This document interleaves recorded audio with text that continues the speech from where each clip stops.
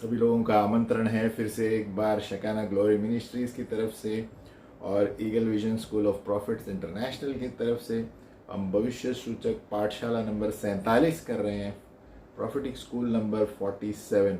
उससे पहले हम एक गीत लेंगे। है मसीह मेरे खुदा, तेरे चरणों में दे तू जगह। है मसीह मेरे खुदा, अपने चरणों में दे तू जगह। तेरी सेवा कर, तुझको सजदा कर, मुझको तू अपने काबिल बना।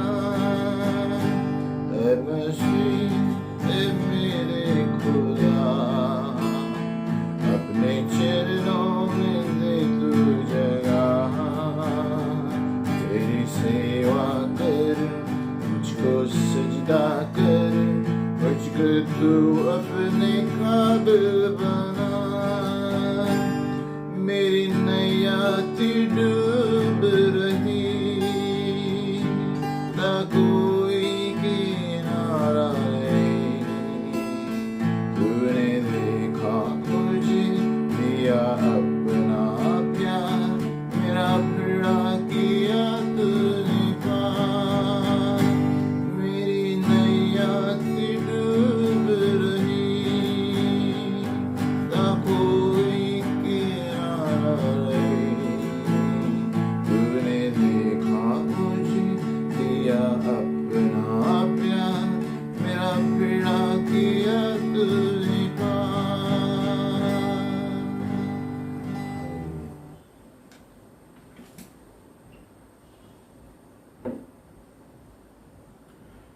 हम गए बार पढ़ रहे थे भविष्य सूचक पाठशाला नंबर 46 और 46 में हम देख रहे थे जो बिना दुष्ट आत्मा वाले झूठी भविष्यवाणियाँ।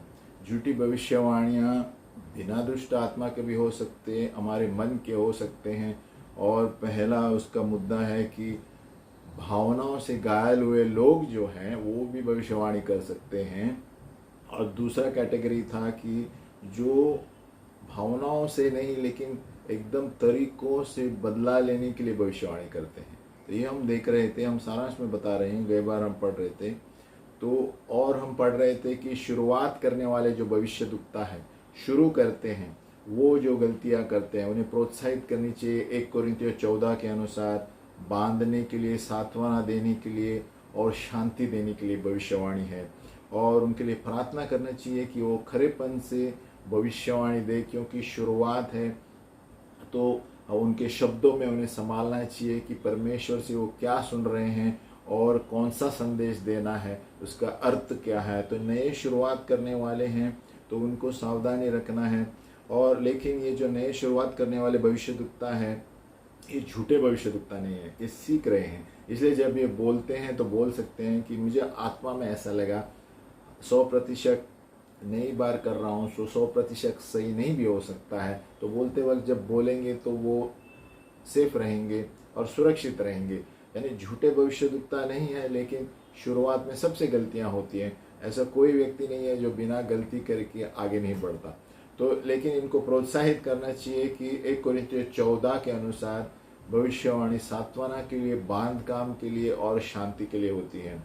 और आगे हमने पढ़ा था कि जानबूझकर झूठी भविष्यवाणी के द्वारा लोगों को अगुवाई करते हैं, गड़बड़ी में डालते हैं। यिर्मयाह 23:32 हमने देखा था कि यहोवा की यह वाणी है कि जो बिना मेरे भेजे वह बिना मेरी आज्ञा पाए स्वप्न देखने का झूठा दावा करता है। भविष्यवाणी उसका वर्णन करके मेरी प्रजा को झूठे घमंड में आकर भरमाते हैं, उनके भी मैं विरुद्ध हूँ, प्रभु कहता है। अगर जो परमेश्वर बात नहीं कर रहा है, जो झूठे भविष्यद्वक्ता से कौन बात कर रहा है? दुष्ट आत्मा। तो हम आगे हमने ये भी देखा था कि कैसे शैतान लोगों को अगुवाई गलत करता है झूठी भविष्यवाणी के साथ। उनका नंबर 1 है कि वो पापों की अनुमति देता है, कोई पाप करने की अनुमति देता है। नंबर 2 है आकर्षित करता है लोगों को गलत आराधना करने के लिए, है ना। और गलत जगहों पर गलत चीज़ों की आराधना करने के लिए। तो इससे ये भविष्यवाणी जो झूठी निकलती हैं और गलत क्षेत्र में जाती है।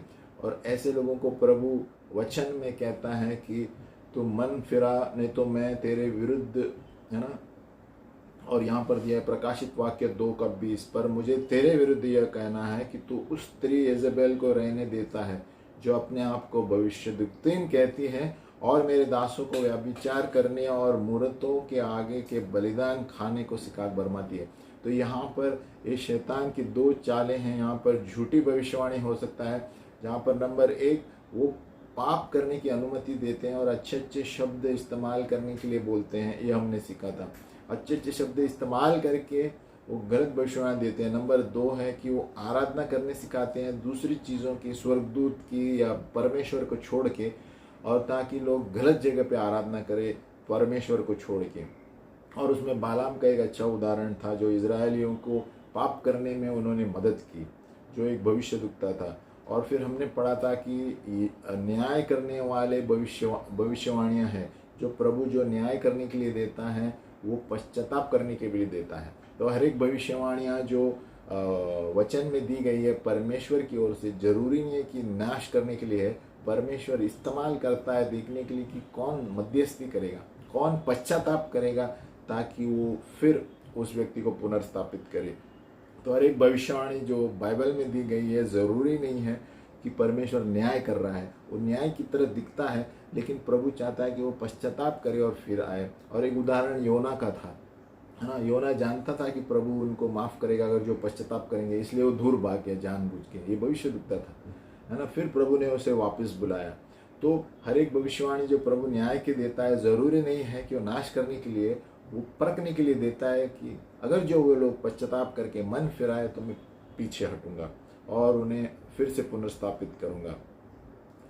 योना 3:10 हमने देखा था कि जो परमेश्वर ने उनके कामों को देखा कि वे कुमार्ग से फिर रहे थे, तब परमेश्वर ने अपनी इच्छा बदल दी, है ना, और उनकी जो हानि करने की ठानी थी उसको न किया। तो उसका मतलब न्याय और पश्चाताप रहेगा तो परमेश्वर का न्याय की भविष्यवाणियाँ जो है वो प्रभु रुखाता है, और न्याय के साथ मध्यस्थी भी रहती है तो परमेश्वर उनको रुखाता है। हेमोस 7 में हम देखते हैं परमेश्वर ने उसके नाश के बारे में बताया 2 शहरों के लिए, लेकिन उसको तरीका भी बताया। अगर जो हेमोस ने दोनों के लिए मध्यस्थी की, हेमोस 7:1-6, और वहाँ पर हम देखते हैं फिर परमेश्वर ने जब उन्होंने देखा मध्यस्थी की और उनका न्याय नहीं किया। तो न्याय और मध्यस्थी, न्याय और पश्चाताप दोनों में हम देखते हैं कि परमेश्वर देखता है कि कभी लोग पश्चाताप करें, मन फेराए। जरूरी नहीं है कि हर एक वचन में दिया हुआ न्याय के भविष्यवाणियाँ नाश करने के लिए है प्रभु की। योना का एक उदाहरण है, एमोस का उदाहरण है ना। और फिर हमने पढ़ा था झूठा न्याय और दोष लगाने वाले, है ना। झूठे शब्द अविश्वासियों पर लगाते हैं भविष्यद्वक्ता, ताकि वो लोग प्रभु में विश्वास ही नहीं करें, है ना। और फिर उनको बहुत तकलीफ होती है भगवान में विश्वास करने के लिए, प्रभु पर विश्वास करने के लिए, है ना, कि वो इस तरीके से बोलते हैं, क्योंकि प्रभु का वचन कहता है सभी ने पाप किया है, और हम शरीर में सभी ने पाप किया है, कोई भी वंचित, सभी लोग वंचित है, कोई भी धार्मिक नहीं है, एक भी नहीं है।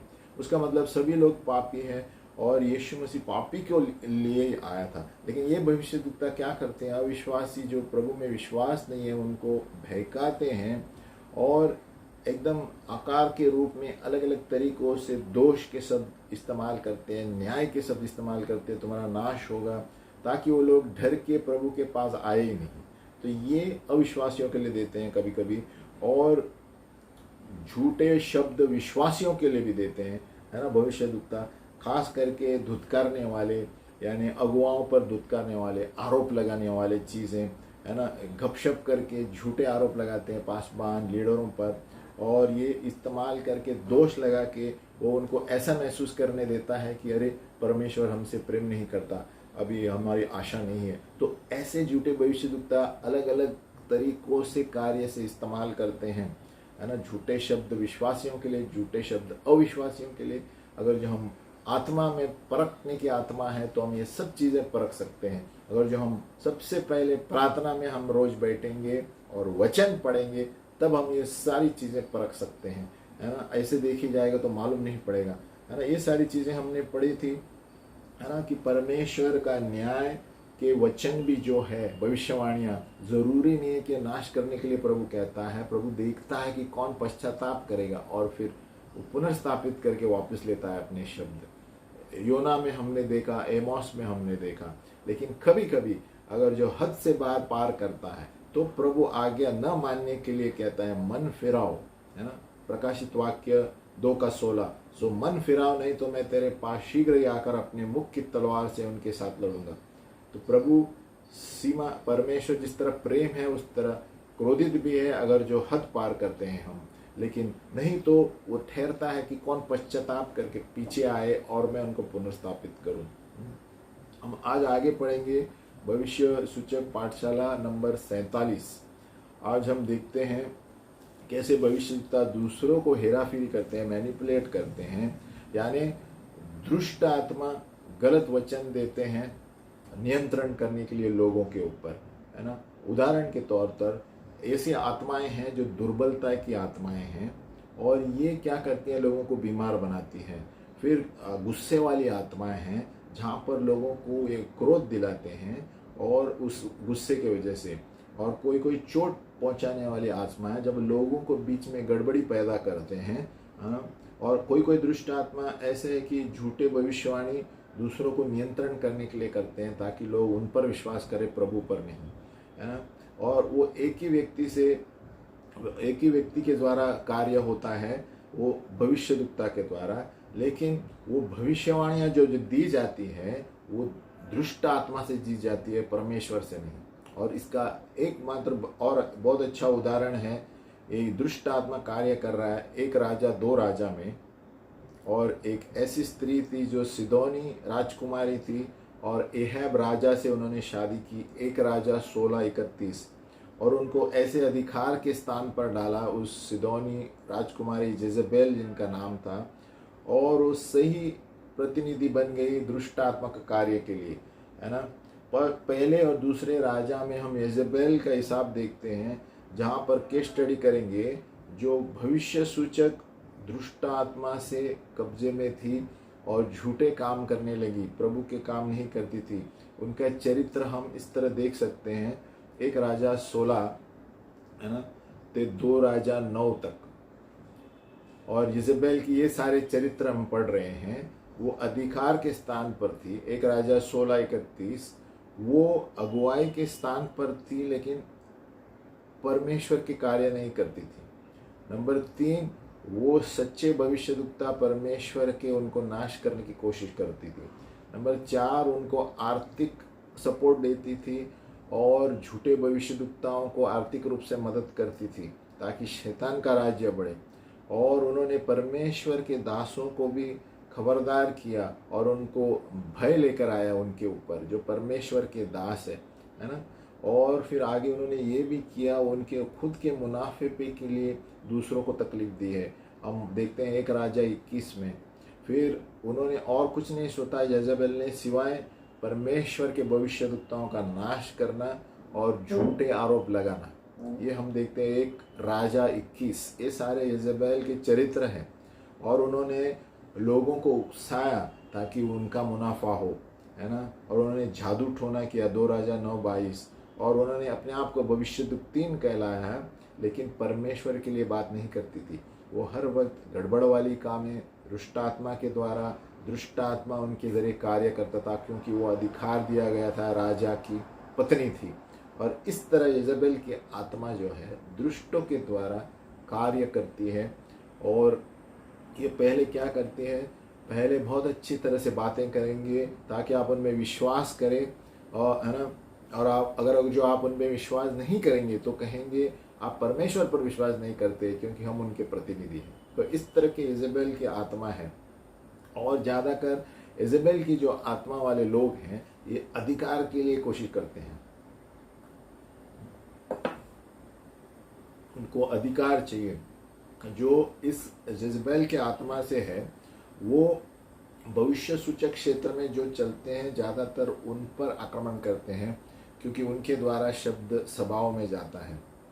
पहले उनका बातचीत बहुत अच्छी लगती है और प्रोत्साहित से बात करेंगे, भेद बताएंगे परमेश्वर के, लेकिन वो ज़्यादा देर नहीं चलती है और उस वक्त संबंध बदल जाता है और फिर क्या करता है, हुक्म करने लगते हैं उस व्यक्ति के प्रति, आप कैसे जीवन जीना चाहिए, मैं जो बोलता हूँ वही करना चाहिए। तो अपने आप नियंत्रण करेंगे ये लोग, अधिकार से लेकर अपने खुद के मुनाफे के लिए।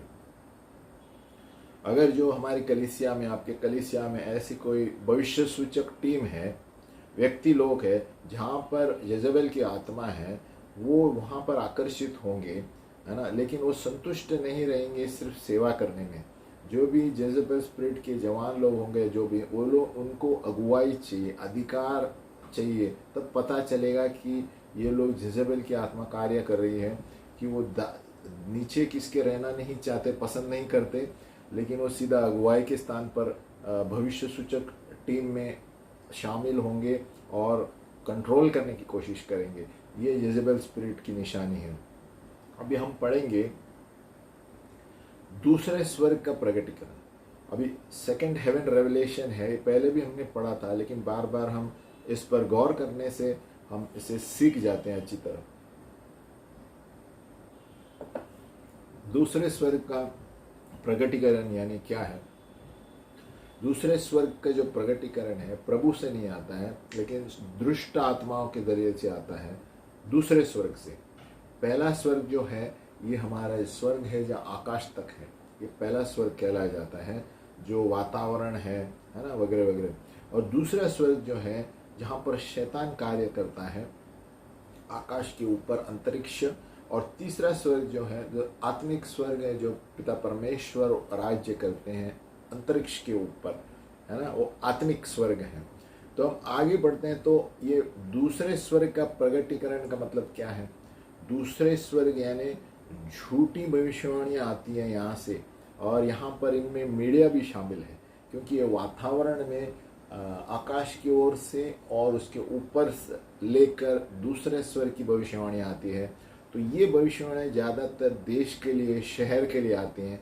ये भविष्यवाणी से हमें संभालना चाहिए। इनका चिन्ह क्या होता है कि झूठी है ना। प्रभु यीशु मसीह ने बार बार कहा मत्ती 24 में, है ना, कि सावधान रहो कि अंत के दिनों में भरमाए जाएंगे चुने हुए लोग भी, यानी चुने हुए लोग भी, चुने हुए भविष्यवक्ता भी भरमाए जाएंगे, चुने हुए लोग भरमाए जाएंगे भविष्यवाणियों के द्वारा।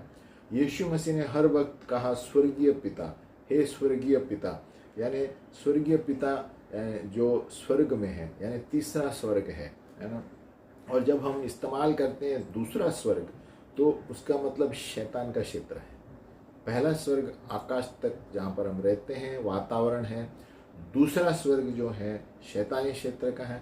तीसरा स्वर्ग है पिता परमेश्वर का, स्वर्गीय पिता जो हम कहते हैं, है ना। तो हमें किस तरह की भविष्यवाणियाँ आती हैं? दूसरे स्वर्ग की जो भविष्यवाणियाँ होती हैं, ये नाश के दर्शन आते हैं। अब बहुत से झूठे भविष्यवक्ता जो दूसरे स्वर्ग की भविष्यवाणी करते हैं, ये नाश के दर्शन बताएंगे, है ना, यानी मरण के या नाश के, यानी अभी शहर में ये होने वाला है, देश में ये होने वाला है ना। ये खास करके प्राकृतिक घटनाएं जताती है और विस्तारित रूप से, और युद्ध के बारे में बताएंगे, और परमाणु घटनाएं बताएंगे, आतंकवाद के क्षेत्र में बताएंगे, है ना। और ये लोग क्या करते हैं, ये भविष्यवाणियाँ जो देते हैं, ये डराने के लिए देते हैं, मुसीबत की, डरावनी और आक्रमण के, आतंकवाद, युद्ध के, और नाश करने वाले और मरण करने वाली भविष्यवाणी देते हैं।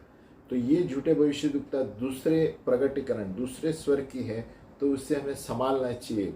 और दूसरे स्वर्ग की जो दर्शन रहते हैं, उनका चरित्र है कोई हम तीन तरह के मुद्दे देखेंगे। दूसरे स्वर्ग के जो भविष्यवाणियाँ देते हैं, जहाँ पर नाश के बारे में बताता है, देश का नाश होगा, सरकार का नाश होगा, वगैरह वगैरह। तो ये क्या करता है? नंबर एक, ये एकदम एक अंधकार का चित्र बताता है, जहाँ पर किसी को कोई आशा ही नहीं है।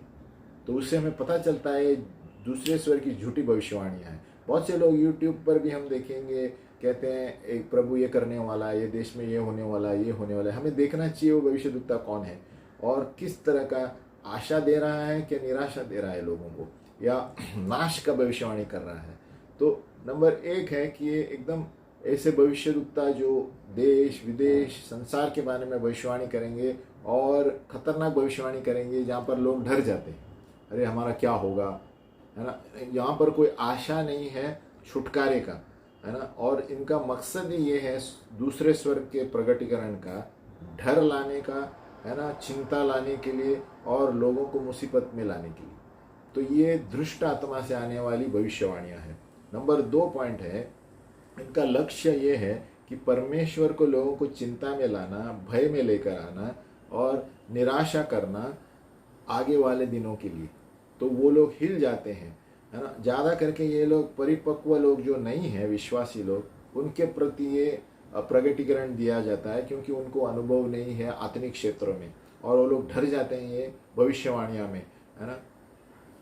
परमेश्वर के सुनने से पहले वो सोचते नहीं है क्या परमेश्वर बोलना चाहता है उससे, और उससे पहले ही बोल देते हैं। और तो वो हमें संभालना चाहिए कि कहाँ से आती है ना। वो लोग शैतान को इतना सामर्थ्यपूर्वक बनाते हैं जैसे कि उसकी योजना सही है।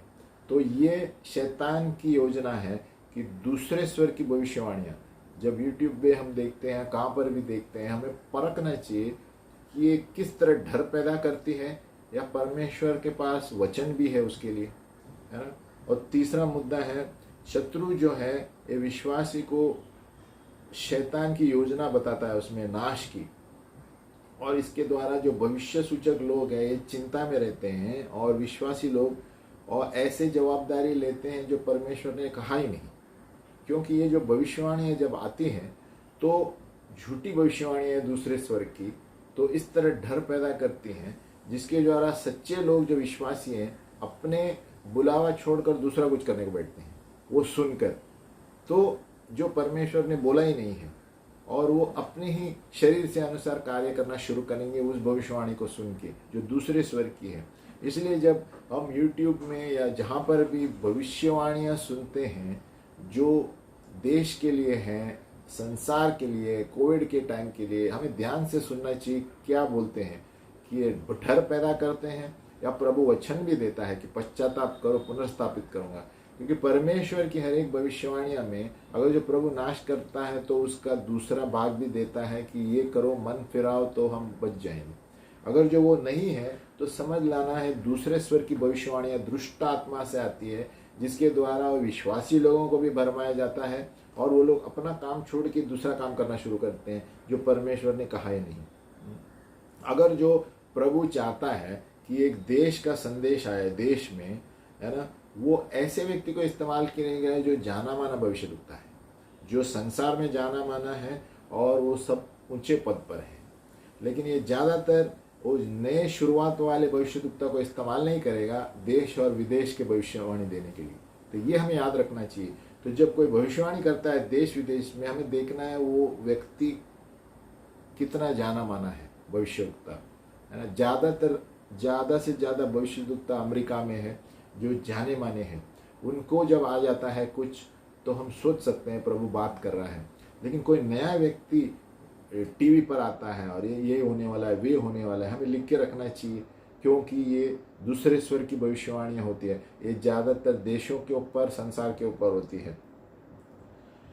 और शैतान जो है हर वक्त ये घोषणा करने की कोशिश करता है दूसरे स्वर की भविष्यवाणियाँ, झूठे भविष्यवाणियाँ जो उनके अधिकार के बाहर है ना। अगर जो परमेश्वर चाहता है कि ये देश के लिए सही भविष्यवाणी जाना चाहिए तो वो ऐसे भविष्यद्वक्ता को इस्तेमाल करेगा जो परमेश्वर का पवित्र व्यक्ति है और जो बिल्कुल जाना माना व्यक्ति है। वो हर बार टीवी पर आता रहेगा, हर बार प्रभु बात करता है उसके साथ। ऐसे व्यक्ति का ही देश वाला संदेश सुनना चाहिए। और जो कोई नया व्यक्ति आके कुछ भी टीवी पे भविष्यवाणी करेगा, बहुत सावधान रहना है। क्वेश्चन मार्क है, आप लिख के रखना चाहिए कि ये क्या बताया इसने और ये कब से भविष्यवाणी करता है। तो ये हमें सीखने को मिलता है। दूसरे स्वर की भविष्यवाणियाँ ज़्यादा करके ये देशों के लिए होता है, झुंडों के लिए होता है, सभाओं के लिए होता है, संसार के लिए होता है। और परमेश्वर उसी तरह कार्य नहीं करता जब वो चेतावनी की संदेश देता है। परमेश्वर जब कोई संदेश देता है, अगर जो प्रभु से है, वो बताएगा भी उससे क्या करना है उस संदेश को लेकर। लेकिन दूसरे स्वर के प्रगटीकरण जो झूठी भविष्यवाणियां हैं, वो ऐसे संदेश देता है कि लोगों को भयभीत करके छोड़ देता है, उसका उत्तर नहीं है कुछ, है ना। लेकिन परमेश्वर जब कुछ संदेश देता है चेतावनी का, वो ऐसा भी संदेश देगा कि उस संदेश को लेकर क्या करना है। अगर जो तुम ये करोगे तो तुम बच जाओगे, परमेश्वर ऐसा करता है। लेकिन झूठे भविष्यद्वक्ता उसका उत्तर नहीं देंगे, एक तरफीय भविष्यवाणी करेंगे, जहाँ पर आप भयभीत होंगे और आप अपना बुलावा छोड़कर दूसरा कुछ करने को बैठेंगे। ये शैतान का काम है ना। तो इसलिए एक ऐसा उदाहरण बताता हूँ। एक भविष्यद्वक्ता लिखता है, 2 साल पहले, है ना, किसी ने उसको मेल किया, वचन किया कि ये सारी भविष्यवाणी सबको बांट दो, है ना। और उसने कहा बाकी के लोगों का भी मुझे फ़ोन नंबर और एड्रेस दे दो, क्योंकि अमेरिका में ये बहुत ज़रूरी है, जल्दी करना चाहिए। और उसका नोट में क्या लिखा था उसने कि पिता परमेश्वर ने मुझे आज रात को जगाया 1 घंटे पहले आपको ये संदेश देने के लिए, और उन्होंने कहा इस पर ठहरना नहीं है, जल्दी से जल्दी भेजना चाहिए। और बहुत सारा न्याय जो अमेरिका पर होने वाला है ना, और जो गोल्डन गेट ब्रिज है वहाँ पर उसका नाश होने वाला है, और कोर्ट कचहरियों की बिल्डिंग का नाश होने वाला है, और सरकार के पोजीशन खतरे में है, और सारे खून खराबे होने वाले हैं। मेरे लोगों को कहो कि उस कचहरी में से बाहर निकलो, है ना, पार्लियामेंट के बिल्डिंग से बाहर निकलो। हाँ, जो भी सुनने वाला है उससे सुनो, है ना। और अमेरिका के जितने भी आर्थिक स्थिति है, सारी स्थिति नीचे गिरने वाली है ना। और इसीलिए अगर जो मेरे सिद्धांत, अगर जो मैं बताया हुआ संदेश को तुम नहीं सुनोगे, तो ये सारी चीज़ें उस भविष्यद्वक्ता उसने लिखी और सारे न्याय लिखे, है ना। अभी यहाँ पर देखो ये भविष्यवाणी में कितनी समस्याएं हैं, है ना। नंबर 1 है, परमेश्वर कभी भी हमको संसार से अलग करने के लिए नहीं कहेगा। वहाँ पर वो कह रहा है कि ये बिल्डिंगें गिरने वाली है, कोर्ट कचहरी का हालत खराब होने वाला है। परमेश्वर हर वक्त हमें ऐसा संदेश देगा कि कोर्ट कचहरी से मिलजुल कर एकता हो, है ना, कि हम उसमें जाके परमेश्वर का उपस्थिति वहाँ पर आए, है ना। और उससे पता चलता है दूसरे स्वर की भविष्यवाणी कैसे करती हैं, लोगों को बिखर बिखर कर देता है और परमेश्वर की इच्छा के विरुद्ध कार्य करता है। क्योंकि उन्होंने क्या कहा, सरकार की बिल्डिंगें गिरेगी, कोर्ट कचहरी गिरेगी। परमेश्वर ये कभी नहीं चाहता है। परमेश्वर चाहता है कि लोगों की आत्माएं बचे, है ना। परमेश्वर ने कभी हमसे नहीं कहा कि लोगों से अलग हो, गवर्नमेंट से अलग हो, सिस्टम से अलग हो। उनके लिए प्रार्थना करने के लिए कहता है 2 तिमोथी में, हर एक ऊंचे पद वालों के लिए प्रार्थना करो। तो इससे हमें पता चलता है ये भविष्यवाणी जो देते हैं दूसरे स्वर्ग झूठी भविष्यवाणी है। और वो कहता है घाय घाय करो, जल्दी करो, सबके ईमेल एड्रेस दो, है ना। और दूसरी चीज़ ये है, इतना घाय करना क्या ज़रूरी है कि ऐसे शब्द की परमेश्वर के पास लेके उसको प्रार्थना न करें। ये सचमुच परमेश्वर बात कर रहा है कि नहीं, इतना क्या घाई है। वो कहता है 1 घंटे के अंदर सबको जाना चाहिए। तो इससे पता चलता है भविष्यद्वक्ता क्या कर रहा है, झूठा भविष्यद्वक्ता है या दूसरे स्वर की भविष्यवाणियाँ शैतान की ओर से आती हैं। परमेश्वर वचन में कहता है कि 1 कोरिन्थियों 14 में प्रार्थना पूर्वक हर एक भविष्यवाणी को जांचो। तो प्रार्थना करने के लिए भी अगर जो नहीं छोड़ेगा तो ये भविष्यवाणी झूठी है कि तुरंत सब करना चाहिए, है ना। हम सोच नहीं सकते कि ऐसा वचन हम देंगे नाश का बिना प्रार्थना किए हुए, कि नाश होने वाला है देश का, तुरंत तुरंत तुरंत, ऐसे थोड़ी होता है ना। तो उससे पता चलता है कि जब कोई घाय घाय में आपको कुछ भविष्यवाणी कर रहा है, जल्दी करो नहीं तो ये होगा वो होगा, ये परमेश्वर से नहीं है। क्योंकि परमेश्वर का वचन हर वक्त हमें बाट जोड़ने के लिए कहता है कि मुझसे आया क्या नहीं, ये सही है क्या नहीं। भविष्यद्वक्ताओं की आत्मा भविष्यद्वक्ता के नियंत्रण में रहती है। अगर जो वो कोई मौका ही नहीं दे रहा है दूसरे को बात करने के लिए, प्रार्थना करने के लिए, मतलब ये भविष्यवाणी शैतान से है। तो कभी भी भविष्यवाणी देते हैं कोई घाय नहीं होती है। अगर जो कोई घाय घाय में कहता है कि जल्दी करो ये जल्दी करो, वो प्रभु से नहीं है। परमेश्वर का वचन हर वक्त कहता है प्रार्थना करो, प्रार्थना करो, प्रार्थना पूर्वक भविष्यवाणी को जांचो। 1 कोरिन्थियों 14, है ना।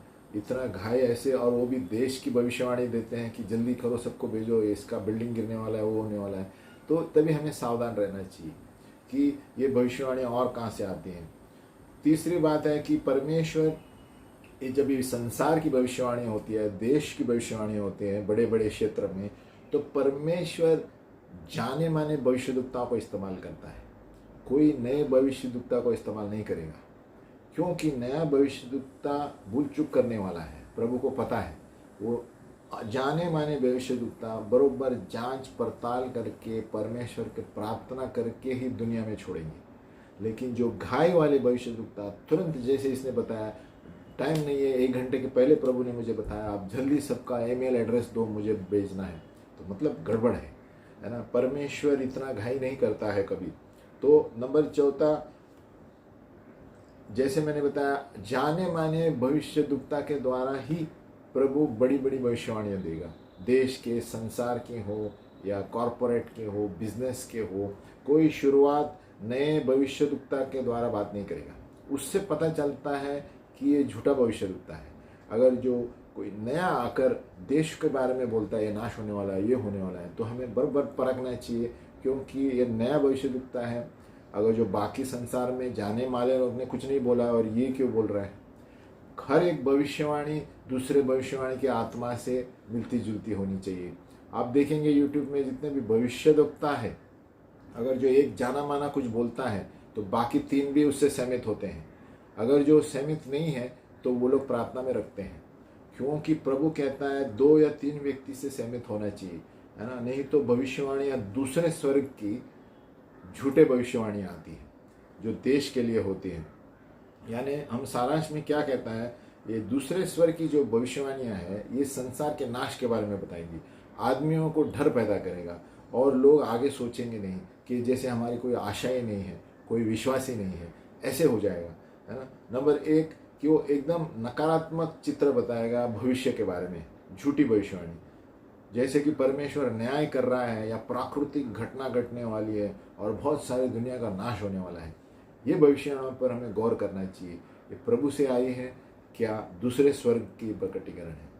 दूसरे स्वर्ग के भविष्यद्वक्ता जो है हर वक्त ऐसे सारी चीज़ें करता है जहाँ पर लोग घाई करते हैं और लोग अपना बुलावा को भी भूल जाते हैं और वो छोड़ के, वो भविष्यवाणी सुन के सब अपना संसारिक चीज़ में सुरक्षा के लिए भागते हैं। जबकि प्रभु कहता है कोई भी भविष्यवाणी है पहले उस पर प्रार्थना करो कि प्रभु से आया है ना। क्योंकि प्रभु कभी भी इतना घाई नहीं करता है कि कोई भविष्यवाणी तुरंत 2 घंटे के अंदर बाहर जाना चाहिए संसार में, जैसे हमने उदाहरण देखा। और दूसरी बात है, ये दूसरे स्वर की भविष्यवाणियाँ क्या करता है, संसार देश के लिए दुष्ट आत्मा की चीज़ें, जहाँ पर दुष्ट को एकदम सामर्थ्यपूर्वक बताया जाता है, डेविल को एकदम ऊपर नाम लिया जाता है, उससे पता चलता है कि ये प्रभु की भविष्यवाणी नहीं है। और नंबर 3 है, वो भय लेकर आता है और न्याय का चेतावनी देता है, नाश के चेतावनी देता है, प्रभु से नहीं है। क्योंकि प्रभु हर वक्त कुछ चेतावनी देता है तो उसका वचन भी देगा कि अगर जो ऐसे मन फिराएंगे तो मैं पुनर्स्थापित करूँगा। फिर 5वां, इतना घाई में रहता है ये भविष्यवाणियाँ जो संसार के दुष्ट की है कि उसको व्यक्ति को प्रार्थना करने में भी नहीं छोड़ेगा और वो वचन को जांचने के लिए भी नहीं छोड़ेगा। इतना घाई करेगा तो समझ जाना ये दुष्ट की भविष्यवाणी है कि आपको जल्दी करना है, तुरंत करना है, नहीं तो ऐसा होगा वैसा होगा। तो ये सावधान रहना है ऐसे भविष्यवाणी से कि ये प्रभु का नहीं है, ये दूसरे स्वर्ग का है। दूसरे स्वर्ग यानी शैतान की भविष्यवाणियाँ मिक्सचर हो रही है। और वो क्या करते हैं, ऐसे संदेश न्याय के देते हैं, नाश के देते हैं, है ना, जहाँ पर कोई भविष्यद्वक्ता जाना माना जानता ही नहीं है। और कोई जाना माना भविष्यद्वक्ता जो है ज़्यादातर अमेरिका में है। सब इनका नाम देता हूँ, उदाहरण है चक पियर्स है, रिक जॉयनर, बिल हेमन और पैट्रिशिया किंग। ये सारे जाने माने भविष्यद्वक्ता हैं। कभी भी ये कुछ बोलते हैं तो दूसरे के साथ सहमत होने के लिए बोलते हैं। तो ये एक भविष्यद्वक्ता की आत्मा दूसरे के साथ नियंत्रण में रहती है। लेकिन जो अकेला आदमी भविष्यवाणी करता है सडनली टीवी पे आकर और किसी को इसको गवाही नहीं है, सहमत नहीं है, तो ये सोचने वाली भविष्यवाणी है कि नाश की भविष्यवाणियाँ जो भी हो। तो ये दूसरे स्वर की भविष्यवाणी है, प्रगटीकरण जो आता है। और हम इस दूसरे स्वर के जो प्रगटीकरण है इसको कैसे जांचेंगे। पहले हमें जानना है हर एक अलौकिक काम जो है ना, कि सभी चीज परमेश्वर से नहीं आती है। दुष्ट शैतान भी अलौकिक काम करता है ना। क्योंकि दूसरी ओर देखेंगे अंधकार का प्रकटीकरण भी आ सकता है, और हमें जानना चाहिए इसको कैसे परखना है, अंधकार का प्रकटीकरण भविष्यवाणी में। इसलिए शैतान क्या करता है, ज़्यादातर शुरुआत जो बिगिनर लोग हैं भविष्यवाणी में, इनको आक्रमण करता है। और ये जो जवान लोग हैं और भविष्यद्वक्ता बनना चाहते हैं, इनको ये तुरंत आकर्षित हो जाता है और लोगों में जाके बोल देते हैं, क्योंकि उनको अनुभव नहीं है। और इसलिए वो नए लोगों को ये संदेश ज़्यादातर ये दुष्ट आत्माएं दूसरे स्वर की भविष्यवाणियाँ पहुँचाती हैं, और वो लोग तुरंत फैल जाते हैं, भय फैल जाता है, और है ना, सब अलग अलग चीज़ें जहाँ पर लोगों को आशा नहीं होती है ना, और लोग अपना बुलावा छोड़कर वो भविष्यवाणी क्या कहता है वो करने को बैठते हैं। तो ये सावधान रहना है। जितना हम नए हैं भविष्यवाणियाँ में, उतना ही सावधान रहना चाहिए कि हर एक भविष्यवाणी को तुरंत एक्शन नहीं लेना चाहिए। उसको लिख कर रखना है, प्रार्थना में रखना है, प्रभु से है क्या, और कोई भविष्यद्वक्ता ने यही बताया है, या ये व्यक्तिगत के लिए नहीं बोल रहा हूँ, जब दुनिया की बारी आती है, दूसरे देशों की बारी आती है, संसार की बारी आती है, तो उस वक्त ये भविष्यवाणी के लिए हमें सतर्क रहना चाहिए कि ये सारी चेतावनी जो टीवी पर देते हैं, तो उसके और किसी ने भी यही कहा है क्या, और दो भविष्यद्वक्ता ने भी यही भविष्यवाणी दी है क्या, और जो नहीं दी है तो ये दूसरे स्वर की भविष्यवाणियाँ हैं, जहाँ पर शैतानी क्षेत्र से आती हैं, जो लोगों को भयभीत करती हैं टीवी के द्वारा, और उसका उत्तर नहीं है। परमेश्वर की भविष्यवाणियाँ कभी भी अगर जो चेतावनी देता है परमेश्वर, तो दूसरे साइड पर दया भी बताएगा और वचन भी देगा कि अगर मन फिराएंगे तो ये होगा, है ना। अगर जो वो नहीं है तो ये दूसरे स्वर की झूठी भविष्यवाणियाँ हैं। और ज़्यादातर झूठे भविष्यवाणियाँ कभी होती है जब एक व्यक्ति अपने आत्मिक स्थिति में नीचे रहता है, उस वक्त उस भविष्यद्वक्ता पर शैतान अटैक करता है और उसको लगता है परमेश्वर ने बात किया। इसलिए जितना हम परमेश्वर के नज़दीक हैं और रोज़ प्रार्थना में बैठते हैं, वचन पढ़ते हैं, उतना ही हम तुरंत परख सकेंगे कि इसकी भविष्यवाणी में कुछ गड़बड़ है। उसमें हम तुरंत परखेंगे कि ये जो जिस तरह बोल रहा है सही नहीं दिख रहा है, और तुरंत हम परखेंगे कि ये तो एक ही व्यक्ति बोल रहा है देश के बारे में, दूसरे किसी ने नहीं बताया, है ना। तो इससे हमारे एंटीना ये हो जाती है। मत्ती 24:24 में प्रभु यीशु मसीह ने कहा, झूठे मसीह और झूठे भविष्यद्वक्ता आएंगे और बड़े बड़े चिन्ह और चमत्कार करेंगे, इतने तक कि चुने हुए लोग भी भरमाए जाए। तो देखो, ये चुने हुए लोगों को ये भविष्यवाणियाँ क्या करता है कि वो अपना बुलावा छोड़कर वो भविष्यवाणी के पीछे भागते हैं, जो झूठी भविष्यवाणियाँ हैं, और हमें जो जवाबदारी है वो भूल जाते हैं परमेश्वर ने क्या दिया, और दूसरा कुछ करते हैं जो संसार में है, और वही शैतान चाहता है। तो इसलिए प्रभु ने कहा झूठे मसीह और भविष्यद्वक्ता आएंगे और चुने हुए लोगों को भरमाएंगे। तो वो लोग परमेश्वर का वचन छोड़कर दूसरे कुछ राह पकड़ते हैं। ऐसे बहुत सारे भविष्यद्वक्ता हो गए हैं, है ना। और न्याय करना, दूसरे स्वर का प्रगटीकरण को न्याय कैसे करना, मध्यस्थी वाले लोग, अभी मध्यस्थी वाले लोग भी दर्शन दिखता है, जो मध्यस्थी भी करते हैं उनको भी दर्शन दिखता है, लेकिन उनको भी कभी कभी दुष्ट आत्मा दूसरे स्वर के दर्शन बताता है ना, ताकि वो लोग सच्चे प्रार्थना बंद करके उनके बारे में प्रार्थना करें। तो देखो शैतान कितना चालाक है। कभी कभी जो वो लोग असल में प्रार्थना करते होंगे बैठ के एक चीज़ के लिए देश में, तो ये भविष्यवाणी जब आएगी तो वो क्या करते हैं, वो भविष्यवाणी अर्जेंट समझ के उनके जो प्रार्थना करने का जो है क्षेत्र वो भूल जाके उसको करते हैं, और शैतान यही चाहता है। तो एक मध्यस्थी करने वाले लोगों को भी सावधान रहना है कि कभी कभी कुछ प्रभु दर्शन बताता है तो परखना है कि उस प्रभु क्या कहना चाहता है उस दर्शन से। देशों के बारे में बता रहा हूँ, व्यक्तिगत अलग बात है कि प्रभु क्या बताना चाहता है। क्या मैं ये रुकूँ और उसके लिए प्रार्थना करूँ, कि क्या उसको परखूँ पहले वो क्या मुझे वचन आया, है ना। तो शैतान क्या करता है, वो कुछ भी कर सकता है ताकि परमेश्वर के जो योद्धा है मध्यस्थी के, उनको बाजू में जो प्रार्थना कर रहे हैं उनको रास्ता बदल कर दूसरी जगह उनका ध्यान बटाए। तो ये मध्यस्थी करने वाले लोग एक है भविष्यद्वक्ता, इन पर ही अटैक आती है जब झूठी भविष्यवाणी का आती है। इसलिए यीशु मसीह ने कहा कि सावधान रहो, झूठे मसीह आएंगे, झूठे भविष्यद्वक्ता आएंगे जो चुने हुए लोगों को भरमाएंगे। तो भविष्यवाणियों को अटैक होता है, इस पर चुने हुए लोग अटैक होते हैं, मध्यस्थी वाले चुने होते हैं ना, कलीसिया के खंबे हैं, तो उनको भी दर्शन दिखता है। प्रभु जब मध्यस्थी करते हैं तो कभी कभी हमें संभालना चाहिए कि दर्शन कहाँ से आता है। कभी कभी दूसरे स्वर्ग का दर्शन आता है ना, और तो पासवान या लीडर उसमें गुस्सा नहीं होना चाहिए कि उनके साथ बैठ के प्रार्थना करना चाहिए, ये सही में उसके लिए है या है ना, घाई नहीं करना चाहिए। यानी कहने का मतलब है हर एक भविष्यवाणी के लिए कभी घाई नहीं करना चाहिए। जो भविष्यवाणियाँ घाई के लिए करती है, जल्दी करो नहीं तो ये होगा, जल्दी करो, वो उतना और भी उधर शंका होना चाहिए, क्योंकि परमेश्वर कभी घाई करने के लिए नहीं कहता है। वो प्रार्थना में रखो, और हर एक भविष्यदुक्ता के नियंत्रण में रहता है ना। तो प्रार्थना करके अगर जो झूठी भविष्यवाणियाँ है उसे हम डांटना चाहिए मध्यस्थी में, है ना। और जो भी गलत आत्माएं हैं दूसरे स्वर की, उसे हम बांध देते हैं यीशु मसीह के नाम में, ये भी प्रार्थना कर सकते हैं, है ना। तो यहाँ पर एक पासवान भी क्या कहता है, अगर जो भविष्य सूचक आपको कोई वचन आया या दर्शन आया, है ना, और जो आपको लगता है दूसरे स्वर का झूठा भविष्य है ना, तो उनके साथ बैठ के प्रार्थना करना चाहिए टीम के साथ, है ना, कि और डिटेल देखे कि उसके बारे में क्या प्रभु बता रहा है, प्रभु का है या शैतान का है। तो जब सब साथ में बैठ के प्रार्थना करेंगे, सबको अलग अलग दर्शन आएगा, तो उससे पता चलेगा कि ये दूसरे स्वर का झूठा भविष्यवाणी है, परमेश्वर से आता है ना। तो इसलिए भविष्य सूचक होना बहुत ज़रूरी है आज के दिन में, क्योंकि इतने सारे शैतान के कार्य, चिन्ह, चमत्कार होते हैं, पता नहीं चलता कौन सही है और कौन गलत है। इसके लिए हमें प्रार्थना करना चाहिए। हम बोलते हैं हमारे आत्मिक आंखों को खोलो प्रभु, आत्मिक आंखों, आत्मिक हृदय को खोलो, क्योंकि ये दूसरे स्वर की जो भविष्यवाणी है आगे के दिन में और भी होने वाली है। और शैतान लोगों के रास्ते को हटाकर दूसरी ओर लेकर चलता है। इसमें मध्यस्थी वाले भी शामिल होते हैं, भविष्यवक्ता भी शामिल हो सकते हैं।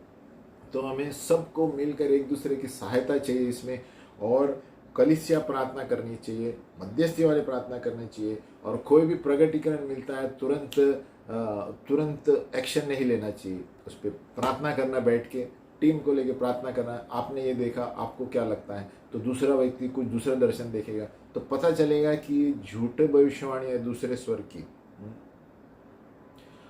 और अब कैसे हम जांचेंगे वचन या दर्शन जो दूसरे स्वर्ग से आते हैं, है ना। कभी कभी ये सीधे शैतान से आएगी, हाँ, और या तो कोई ऐसे शत्रु के द्वारा आएगी जो वचन के द्वारा, दूसरे के द्वारा। नंबर 1, पहले उसे परखना है कि बाइबल क्या कहता है।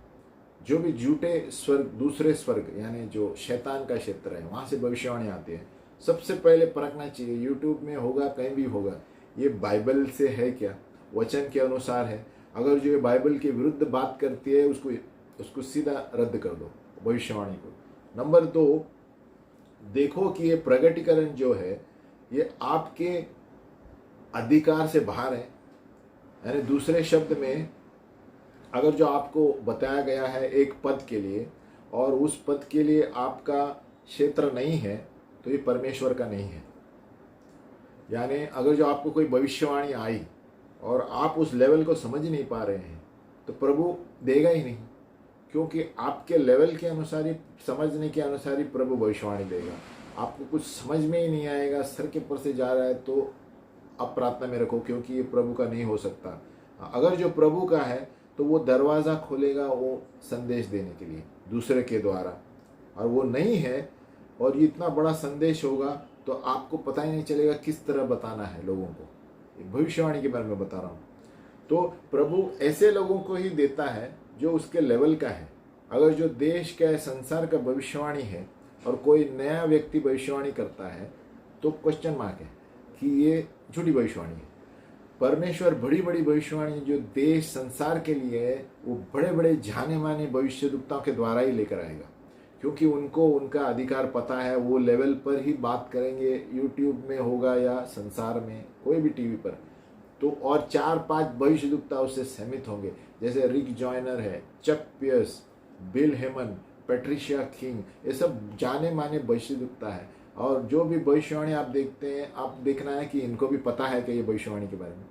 और जो इनको कुछ पता नहीं है, तो ये नया भविष्यद्वक्ता है, कुछ नया निकला है इसने, तो उससे पता चलता है दूसरे स्वर की झूठी भविष्यवाणी। नंबर 3, ये देखना है कि प्रगटीकरण का असर क्या हो रहा है। ये भय लेकर आ रहा है संसार में, है ना, या तो वो भय के कारण कुछ गलत करने के लिए लोगों में उत्सुकता पैदा कर रहा है, वो परख सकते हैं हम।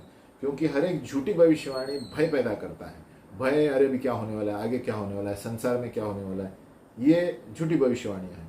नंबर 4 कि उस प्रगटीकरण या भविष्यवाणी में देखो छुटकारे का भी भाग है क्या। छुटकारे का कोई क्षेत्र नहीं है, परमेश्वर से नहीं है। क्योंकि परमेश्वर जब कुछ चेतावनी भी देगा नाश करने का या वार्निंग का भी, प्रभु ये भी देगा कि मन फिराओ, नहीं तो मैं ऐसे करूंगा। प्रभु ये भी देगा योना की तरह, जब मन फिराया तो प्रभु ने निनेवे को बचाया, तो प्रभु ये भी वचन देगा कि मैं पुनर्स्थापित करूंगा अगर जो तुम इसमें से बाहर आओगे। तो जब एक तरफी भविष्यवाणी होगी तो समझ जाना कि ये झूठी भविष्यवाणी है। परमेश्वर से है तो प्रभु वचन भी देगा सांत्वना के लिए कि अगर जो आप मेरे बताए हुए आज्ञाओं पर चलोगे तो ये नहीं होगा ऐसे। तो उससे पता चलता है कि कैसे हमें जांचना है दूसरे स्वर की। और एक उदाहरण है एमोस 2 अध्याय में, है ना, जहाँ पर एमोस को प्रभु ने बताया कि आप घर में पढ़ सकते हैं नाश होने वाला है, ये चीज़ें होने वाले हैं। और फिर उसने ये भी बताया कि उसके लिए कैसे विनती करनी है। आप घर में पढ़ सकते हैं एमोस 2 का अध्याय। जब प्रभु कुछ नाश का चीज़ बताएगा, ऐसे भी चीज़ें बताएगा कि प्रभु इसके लिए प्रार्थना करे लोग ताकि ये नहीं होए, है ना। ऐसी कितनी सारी चीज़ें जो भविष्यवाणी दी गई है संसार में प्रार्थना की वजह से रुक गई हैं। तो परमेश्वर इतना ये नहीं है कि नाश के लिए तैयार है ना, परमेश्वर देखता है। तो एमोस की मध्यस्थी की वजह से वो नाश होने से बचाया। एमोस का 2 अध्याय आप घर में पढ़ सकते हैं कि एमोस को बताया प्रभु ने, लेकिन उसको बताया भी किस तरह प्रार्थना करना है, मध्यस्थी। और एमोस ने मध्यस्थी की उसके लिए और प्रभु ने वो नाश को रुका दिया।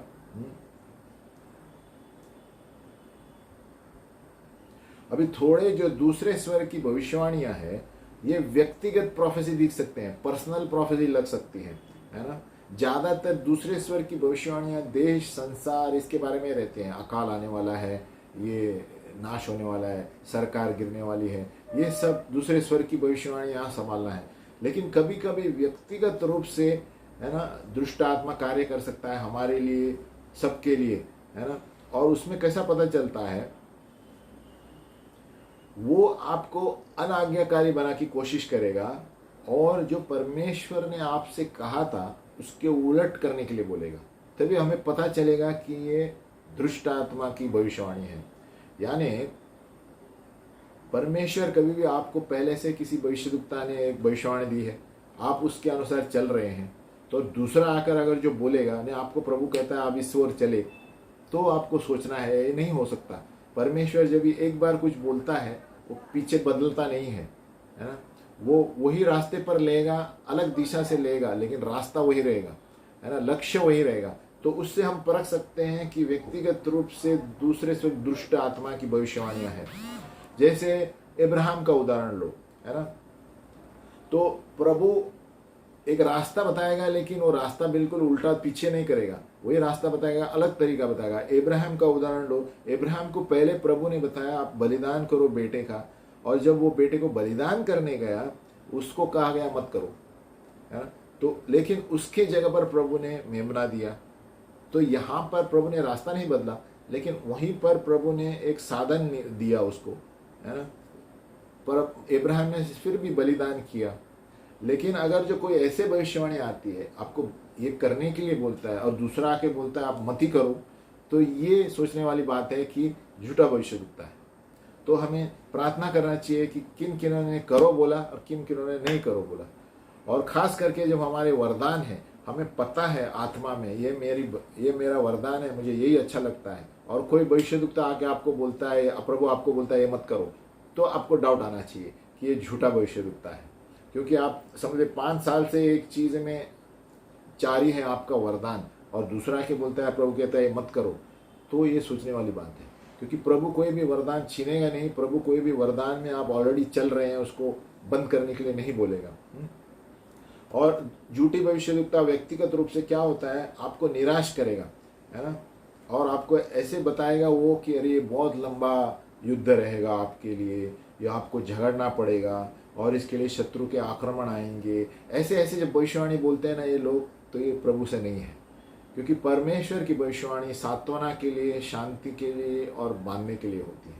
जब कोई भी भविष्यवक्ता आपको निराशा करता है कि अरे ये नहीं होगा, आपके लिए बहुत तकलीफ होने वाली है और बहुत लंबा युद्ध होगा, ये भविष्यवक्ताओं से सावधान रहो।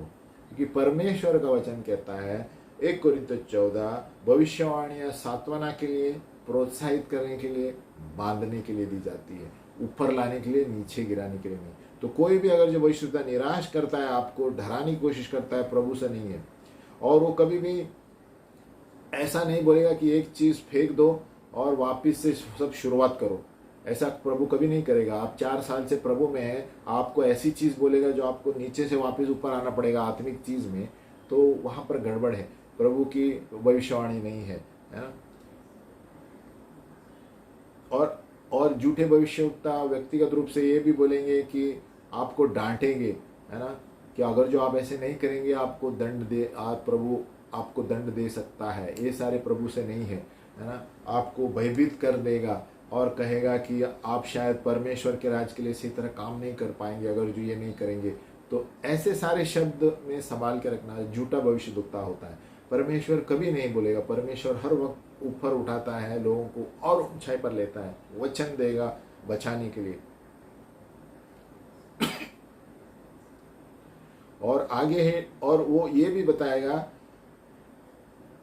झूठा भविष्यवक्ता निराश करने के लिए, अगर जो परमेश्वर आपको इस्तेमाल करना चाहता है, आपको ये काम करने पड़ेंगे, नहीं तो बहुत मुश्किल होगा। देखो ऐसे नहीं हो सकता, प्रभु ऐसे बात नहीं करता कभी।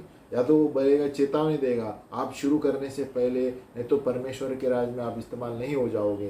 तो ये गलत भविष्यवाणी है, परमेश्वर ऐसे बात नहीं करेगा। ये सारे जांचने वाली चीज़ें मैं बता रहा हूँ कि आपको बताएगा कि जब तक आप पूर्ण रूप से पवित्र नहीं होते, प्रभु आपको इस्तेमाल नहीं करेगा।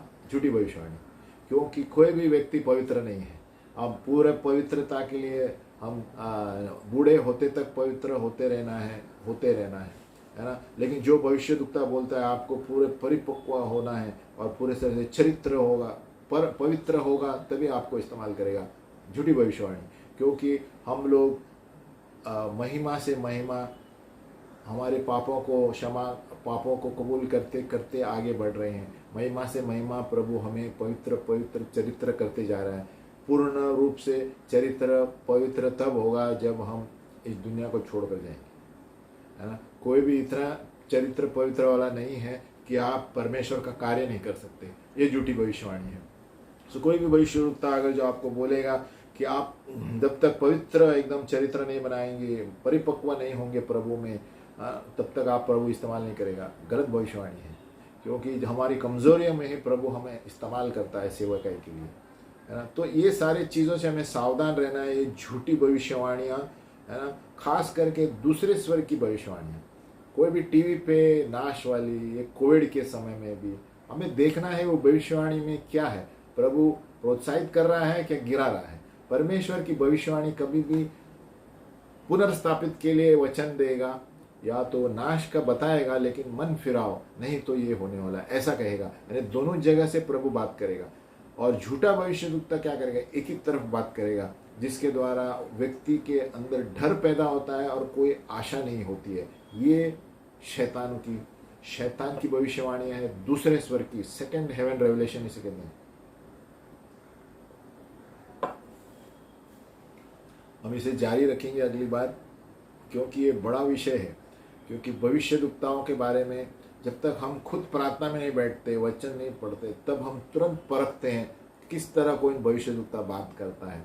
और जैसे मैंने कई बार भी बताया कि ये मुख्य मुद्दा ये है कि भविष्यवक्ता को कैसे परखें, कि वो उसके बात करने का तरीका। क्योंकि परमेश्वर का वचन कहता है भविष्यवाणी सांत्वना, प्रेम और प्रोत्साहित के लिए दी जाती है, ऊपर उठाने के लिए, नीचे गिराने के लिए नहीं। ये मुख्य मुद्दा रखते हुए हमें सुनना चाहिए भविष्यवक्ता जब बात करता है। अगर जो आपको चेतावनी देता है या आपको बोलता है ये नहीं करोगे तो ये होने वाला है, आप मेरे साथ ही 4 बार आना चाहिए काउंसलिंग के लिए तभी होगा, ये सब दुष्ट आत्मा के भविष्यवक्ता है। अगर जो बोलेंगे, अगर जो आप पूर्ण रूप से पवित्र नहीं होंगे, इस्तेमाल नहीं करेगा प्रभु आपको, ये सारे नेगेटिव जब बात करता है कोई प्रॉफिट, तो सोचना चाहिए कि प्रभु की ओर से नहीं आता है। परमेश्वर की हर एक भविष्यवाणी आता है आपकी प्रोत्साहित के लिए होगी, सांत्वना के लिए होगी, आपको कलीसिया में इस्तेमाल करने के लिए होगी। ये मुख्य मुद्दा मन में रख के कोई भी भविष्यद्वक्ता को सुनते जब ध्यान रखे, जब आप रिकॉर्डिंग भी करते हैं तो ध्यान रखिए वो क्या बात करता है, निराश करता है कि आपको प्रोत्साहित करता है। कितने भी बड़े आपने कुछ गड़बड़ किया होगा तो भी प्रभु आपको बताएगा इससे बाजू हटो, यहाँ पर प्रभु आपके लिए पुनर्स्थापित करने का वचन देगा। तो हमें सावधान रहना है भविष्यद्वक्ताओं से कि किस तरह बातें करते हैं, उनका कैरेक्टर किस तरह बात करते हैं, निराश करने की बात करते हैं या हमें सेवकाई करने के लिए बात करते हैं। हम अंत करेंगे, हम एक गायन लेंगे, अगली बार इसे जारी रखेंगे। 2 भाग है, 47 नंबर।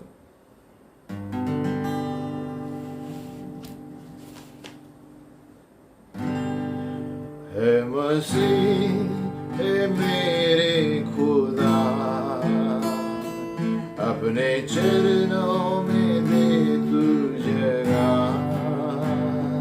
है मसीह है मेरे खुदा, अपने चरणों में दे तू जगह।